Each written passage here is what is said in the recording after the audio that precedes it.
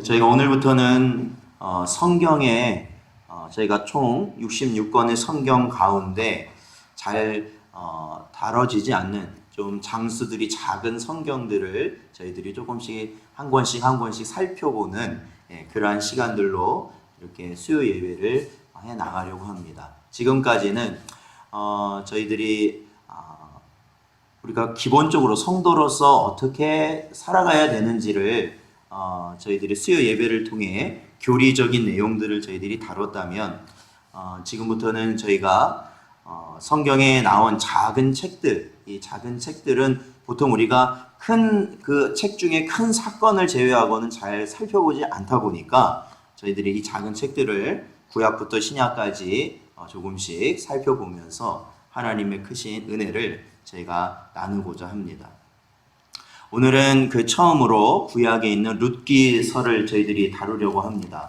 이 룻기서는 말 그대로 이 룻의 이 주인공, 여자 주인공인 룻의 이야기입니다. 룻의 이야기예요. 룻은 저희들이 잘 아는 이방 여인이었고, 그리고 또 나중에 이방 여인이었지만 그 시어머니와 함께 베들레헴, 이스라엘 유다 민족에 들어와서 훗날에는 다윗의 조상이 되고 그로 인해서 예수 그리스도의 계보에 오르는 그러한 영광을 누리는 여인이 되었습니다. 이 간혹 보면 이 룻과 롯을 좀 이렇게 혼동할 때가 있는데, 롯은 누군지 아세요? 롯. 예, 그렇죠. 아브라함의 조카가 롯이죠. 그러니까 저는 그렇게 봐요. 그러니까 롯이 먼저 나오잖아요. 그러니까 롯은 오로 오가 들어가지 않습니까? 중간에. 그리고 룻은 나중에 나오잖아요. 그래서 우가 들어가는데 맨 처음 나오는 오가 들어가는 롯은 아브라함의 조카. 또 우가 들어가는 룻은 나중에 이방 여인이라고 그렇게 저도 기억을 합니다. 안 그러면 이게 처음에는 굉장히 헷갈리더라고요. 자, 그래서 오늘 이 본문 말씀을 저희들이 이제 차근차근 나눌 텐데요. 자, 오늘 본문 말씀을 보면요. 1절에 보니까 이 사사들이 치레하던 때에 그 땅에 흉년이 드니라 라고 이야기하고 있습니다. 즉, 이 룻기가 기록된 시대는, 그러니까 룻기의 이 배경이 되는 시대는 어떤 시대냐면 바로 사사들이 치리하던 때가 바로 룻기가 기록된 시대다라는 것이죠. 이 사사들이라는 것은 누구냐면 이 이스라엘의 유다의 왕이 없을 때, 이스라엘 왕이 없을 때 하나님께서 이 사사라는 사람들을 세워서 그들을 통해서 어려울 때마다 그 이스라엘 백성에게 하나님의 말씀을 전할 수 있도록 그러한 일을 감당했던 사람들이 바로 사사입니다. 그래서 이 사사라는 이 뜻이 재판관이라는 뜻도 있고 그렇습니다. 그래서 그때 당시로 보자면 이 민족을 이끌어가는 지도자의 역할을 했던 게 사사예요. 그 사사 중에 유명한 사람이 기드온도 있고 또 이 삼손도 그러한 사사 중에 한 사람으로 기록되어 있습니다. 바로 그러한 사사들이 다스리던 때라는 겁니다. 즉 여기서 우리는 무엇을 알 수 있냐면 이 사사 시대를 지나면 어떤 시대가 오냐면 이스라엘을 왕이 다스리는 시대가 이제 오게 됩니다. 이스라엘의 첫 번째 왕이 누구냐면 바로 사울 왕이죠. 그리고 두 번째 왕은 누굽니까? 다윗 왕이고요. 그리고 세 번째 왕은 누구죠? 솔로몬 왕. 거기까지가 통일된 이스라엘이었다면 그 이후에는 북왕국과 남왕국이 나뉘어가지고 북왕국 따로 남왕국 따로 해서 계속 왕조가 흘러가게 되는 구조로 되어 있는 것이죠. 그러니까 이 룻기가 기록될 때는 정확하지는 않지만 사사들이 다스리던 때와 이 왕이 등장해서 이스라엘을 다스리던 그 중간, 그 과정 시대를 살았던 여인이 바로 룻이다라는 것이죠. 바로 룻이에요. 자, 오늘 이 본문 말씀 1절을요, 저희들이 다시 한번 같이 읽어보겠는데, 1절이 굉장히 중요합니다. 왜냐하면 많은 내용을 담고 있기 때문에 그렇습니다. 자, 저희들 1절을 다시 한번 읽어보죠. 시작. 사사들이 치리하던 때에 그 땅에 흉년이 드니라. 유다 베들레헴의 한 사람이 그의 아내와 두 아들을 데리고 모압 지방에 가서 거류하였는데 라고 이야기하고 있습니다. 즉 이 1절에서 말하고 있는 내용은 굉장히 많은 내용을 말하고 있습니다. 그래서 이 1절에 나왔던 이 이야기, 여기서는 정확하게 누구라고는 지칭하지 않지만 이게 뭡니까? 사사들이 다스리던 때에 유다 땅에 흉년이 들었다는 거예요. 흉년이요. 그래서 이 유다 지역, 이 베들레헴에 사는 어떤 한 사람의 가족이 그 흉년이 든 유다 땅을 떠나서 어디로 갔다라는 거예요? 모압 지방. 그러니까 유대 땅이 있으면 그 아래쪽에 모압, 이방 사람들이 사는 모압 지역으로 갔다라는 거예요. 그리고 간 것만 이야기하는 게 아니라 거기 뭐라고 했냐면 가서 거류하였다라는 겁니다. 이게 뭐냐면 거기서 그 사람들과 함께 어울리며 살았다라는 거예요. 그러니까 이게 어디까지 내용이냐면 2절과 3절과 4절과 5절 이 모든 내용을 이미 1절에서 다 담고 있는 거예요. 그러니까 2, 3, 4, 5절은 뭐냐면 1절의 내용을 자세히 풀어서 설명을 해주고 있는 겁니다. 그래서 저희들이 1절을 조금 깊이 있게 조금 자세히 살펴볼 필요가 있습니다. 자, 여기 보십시오. 여기에 이 땅에, 이 유대 땅에 뭐가 왔냐면 흉년이 왔고요. 그 흉년이던 유대 땅 가운데 어떠한 사람에게 집중이 되냐면 그 유대 여러 지역 중에서 베들레헴에 사는 한 가정을 바로 이 룻기서에서는 집중적으로 보고 있었다라는 겁니다. 자, 여러분, 이 흉년이라는 게요, 좋은 겁니까? 나쁜 겁니까? 우리나라에서는 이제 제가 기억하기로는 흉년이란 말을 잘 들어본, 이제 그게 많이 들어본 게 되게 오래된 것 같습니다. 계속 풍년이래요. 그래서 계속 풍년이라는, 그러니까 뭐가 안 되고 뭐 가뭄이 와고 했는데도 결론은 풍년이다. 그래서 뭐가 남아돈다, 뭐 갈아엎는다, 뭐 이런 이야기를 많이 듣는데, 이 흉년 하면은 이게 그게 좋은 거는 아니죠. 사실 흉년이라는 것 자체.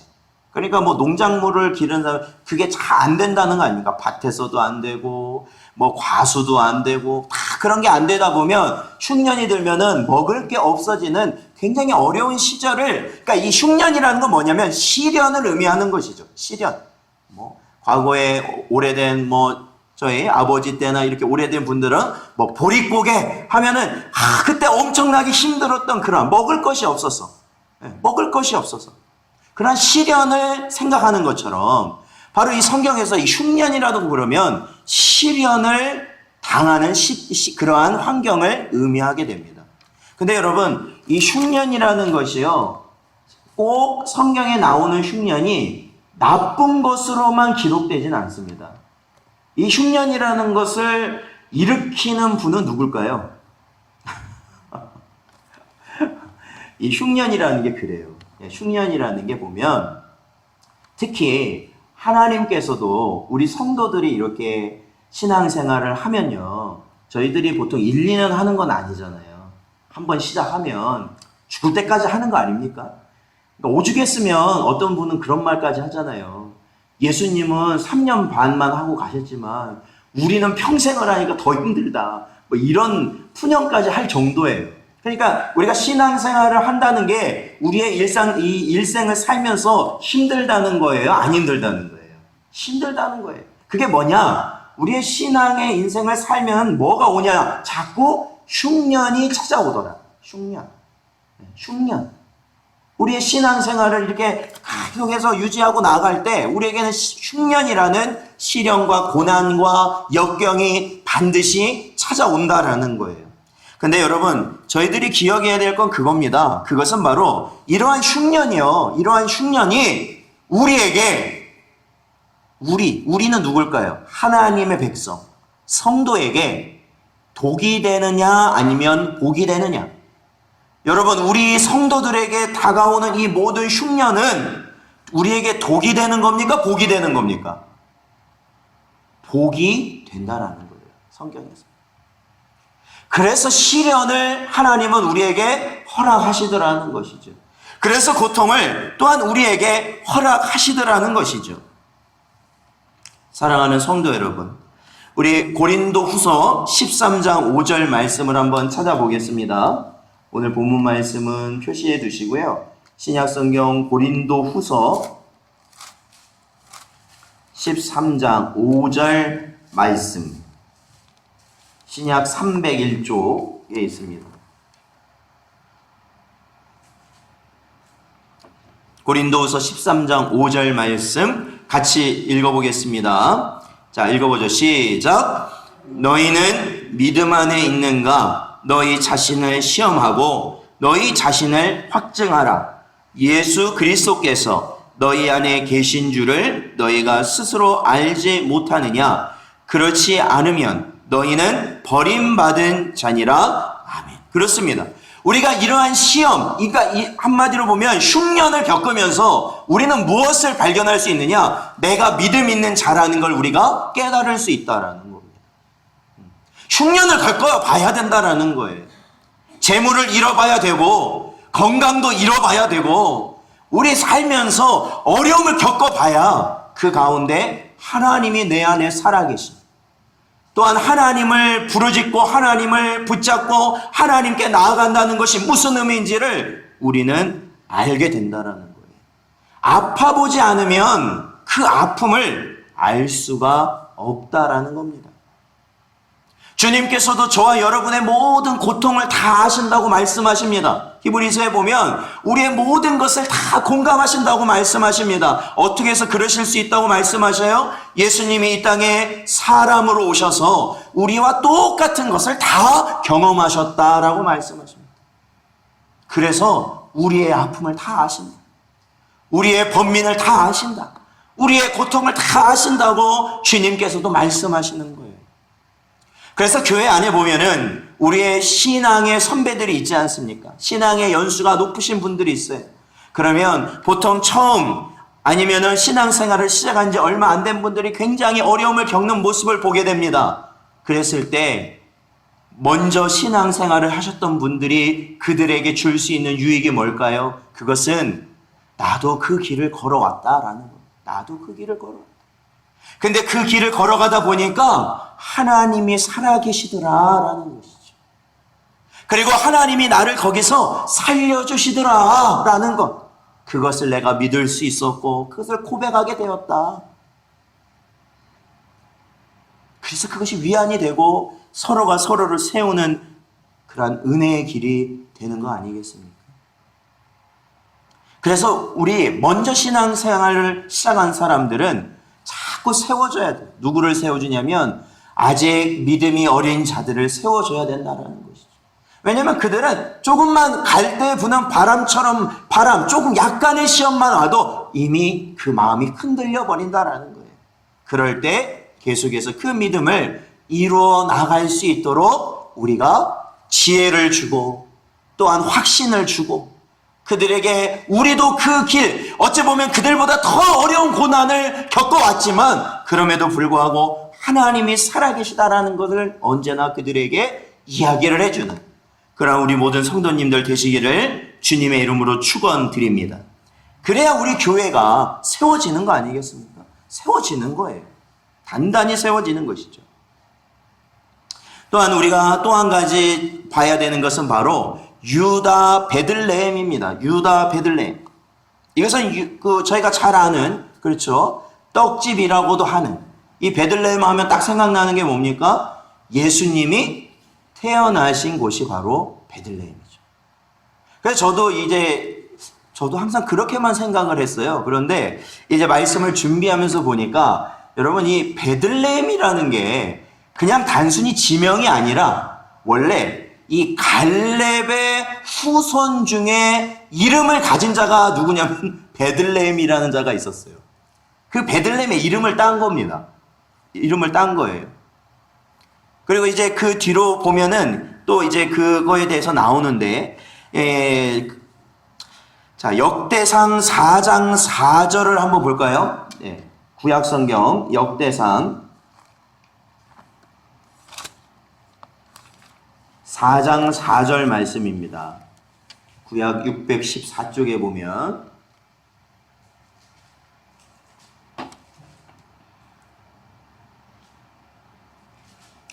4장 4절 말씀. 자, 같이 읽어보죠. 시작.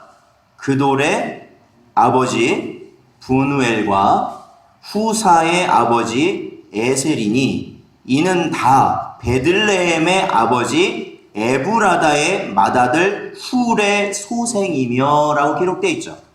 그러니까 이 지명이 이 이름을 그곳에 사는 족장의 이름을 따서 지은 것인데 여기 보면은 이게 좀 헷갈리게 돼 있지만 관계를 보자면 결국에는 베들레헴이 있고 그 아버지가 바로 훌이고 그 아버지가 에브라다가 됩니다. 그러니까 에브라다와 베들레헴은 어떻게 되냐면 이 할아버지와 손자 관계가 되는 거예요. 자, 제가 왜 이 이야기를 하냐면 자, 한 군데를 더 봐야 하기 때문에 그렇습니다. 우리 미가서 좀 구약 뒤쪽에 좀 가시면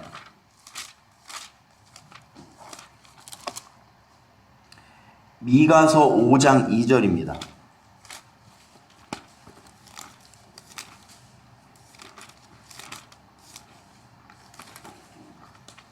뒤쪽에 가시면 그 미가서 5장 2절 말씀 굉장히 유명한 말씀이에요. 자, 구약 1294쪽에 보면 미가서 5장 2절 말씀. 자, 같이 읽어보죠. 시작.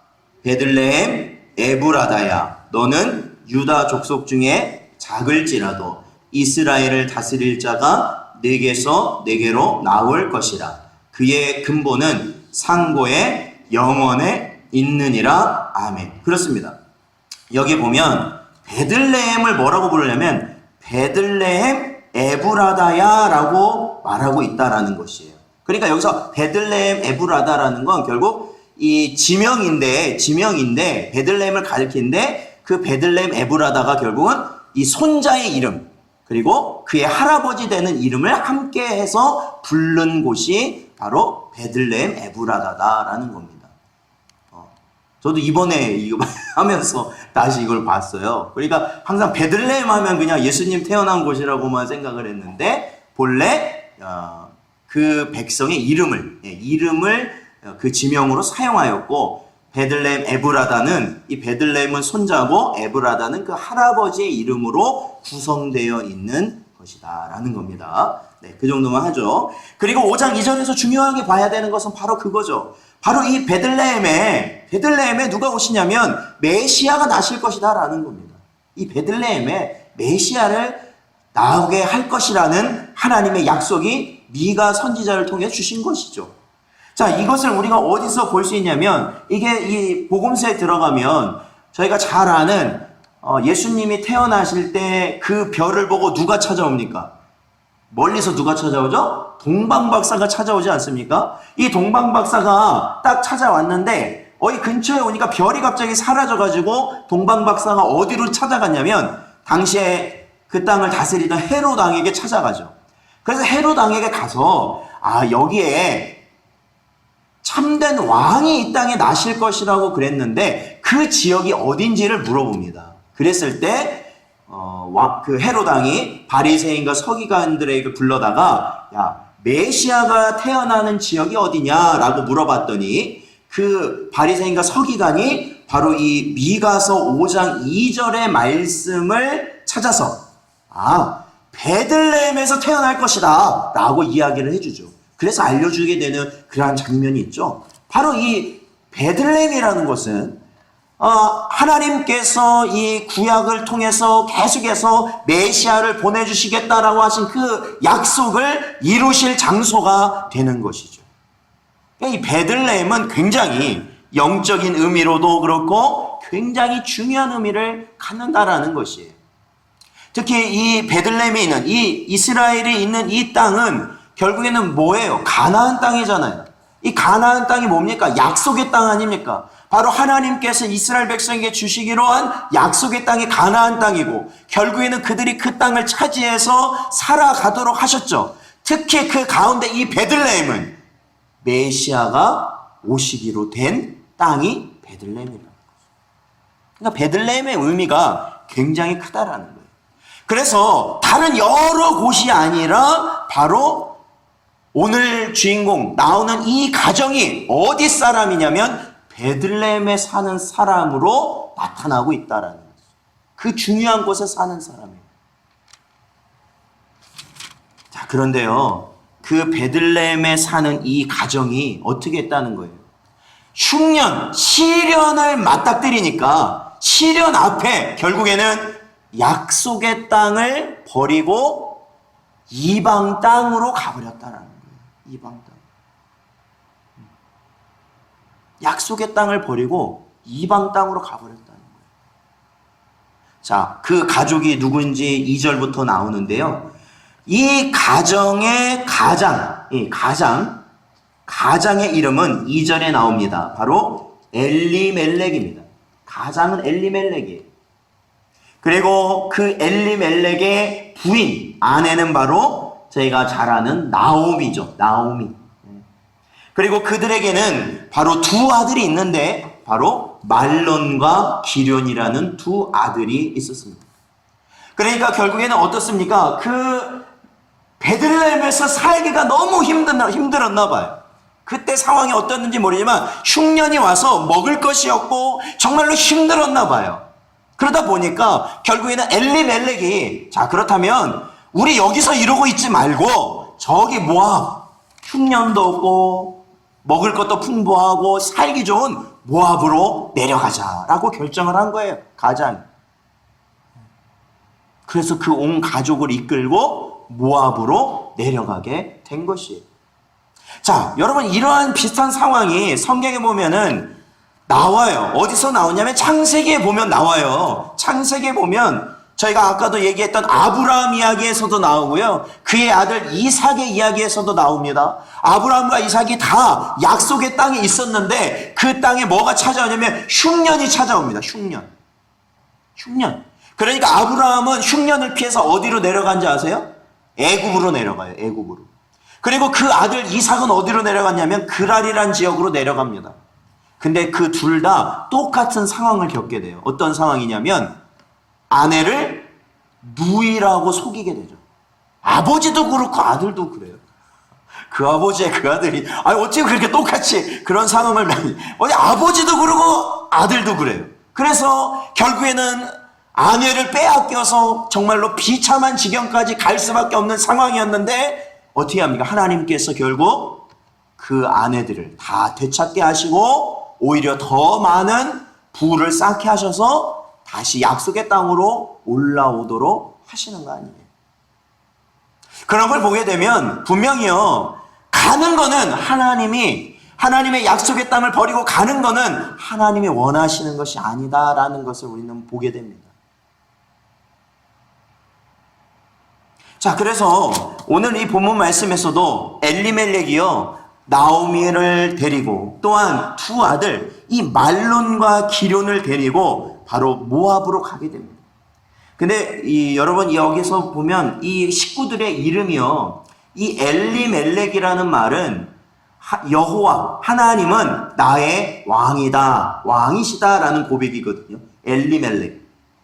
그리고 나오미라는 말은 기쁨이라는 거예요. 나의 기쁨이라는 거예요. 그러니까 이 부모, 이 부부의 이름은요, 하나님은 나의 왕이시다, 또 나의 기쁨이다 라는 그런 좋은 이름을 갖고 있는데 그 아들들의 이름은요, 이 말론과 기련은, 이 말론이라는 이름은 이 병약자라는 의미예요. 또 그리고 이 기련이라는 이름은 또 낭비하다, 뭐 그런 의미를 갖고 있는 이름이라는 거예요.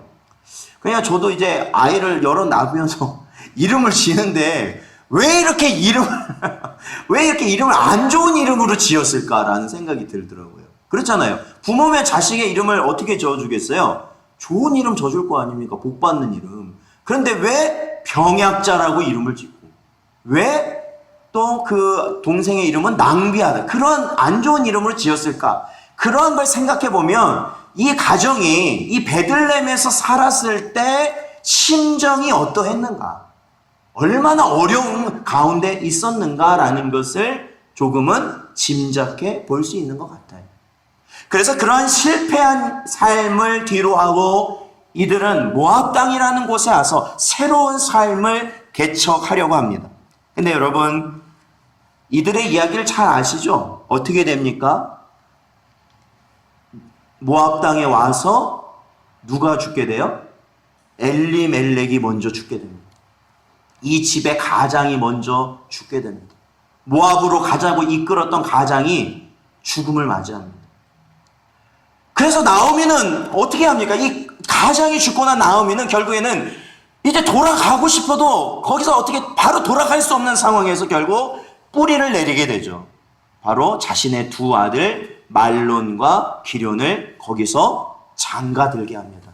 근데 누구랑 장가들게 하냐면 이방 여인들과 장가들게 한다라는 거예요. 그래서 그 이방 여인을 장가들게 할 때 바로 오늘의 주인공 누가 등장합니까? 룻이 등장하게 되는 것이죠. 말론의 아내 룻. 바로 또한 기럨의 아내 오르바가 등장하게 됩니다. 그런데 이 본문 말씀에 보면요, 결혼을 하고요, 이들이 그곳에 거주하였어요. 얼마 정도 거주했다고 나오냐면 이 4절에 보면 10년 정도 거주했대요. 10년. 그러니까 오늘날 10년이면 뭐 그렇게 길게 안 느껴질 수도 있는데 이때 당시 10년이면 굉장히 오랫동안 그곳에 거주한 거거든요. 근데 보세요. 10년을 거주하였는데, 자, 5절을 같이 한번 읽어볼까요? 5절. 자, 본문 말씀 5절 같이 읽겠습니다. 시작. 말론과 기럨 두 사람이 다 죽고 그 여인은 두 아들과 남편의 뒤에 남았더라. 아멘. 말론과 기럨이 어떻게 됐다고요? 다 죽어버렸다라는 거예요. 근데 이들에게는 자식이 있었을까요? 없었을까요? 자식이 또한 없었어요. 10년을 살았는데 자식이 없었습니다. 사랑하는 성도 여러분, 저희는 이제 오늘 이 룻기서를 시작하는 가운데 이 하나님의 성도, 하나님의 백성, 또한 하나님의 교회가 절대로 잊어버리지 말고 떠나지 말아야 될 것이 무엇인지를 오늘 본문 말씀은 분명히 이야기하고 있어요. 그것은 어떠한 상황이 와도, 어떠한 흉년이 와도 하나님의 약속의 말씀을 떠나지 말라라는 거예요. 어떠한 상황이 와도 약속의 말씀을 떠나지 말라라는 거예요. 떠나지 말라. 그러니까 하나님의 약속하신 그 영적 베들레헴에 우리가 거해야 된다라는 거예요. 영적 베들레헴에 우리가 거해야 된다. 오늘날 그 베들레헴을 떠난 자는 결국 멸망의 길로 가는 자가 되는 거예요. 결국에 하나님의 말씀을 떠나버리기 때문에 그렇습니다. 사랑하는 성도 여러분, 오늘 이 순간에도 우리는 분명히 흉년을 겪고 있을 겁니다. 어떠한 모양이든 간에 우리도 어떠한 흉년을 겪고 있을 겁니다.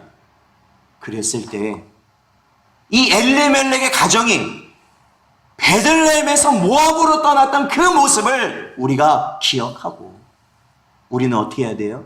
끝까지 베들레헴에 남기를, 영적 베들레헴에 남기를, 우리 안에 계신 주님을 붙잡기를 바라보면서 의지하면서 살아가시는 여러분 되시기를 주님의 이름으로 축원드립니다.